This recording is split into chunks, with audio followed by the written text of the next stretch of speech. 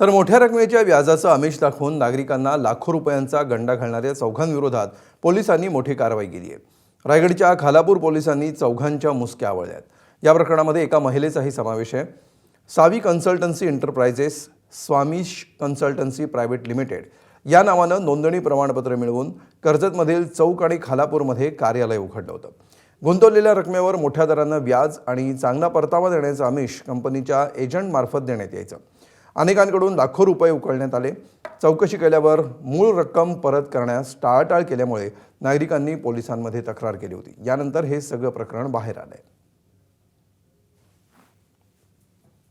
त्यांनी ठेवलेल्या रकमेवरती वर्षाला 12% महिन्याला 12% परतावा मिळेल असं आमिष दाखवलं होतं।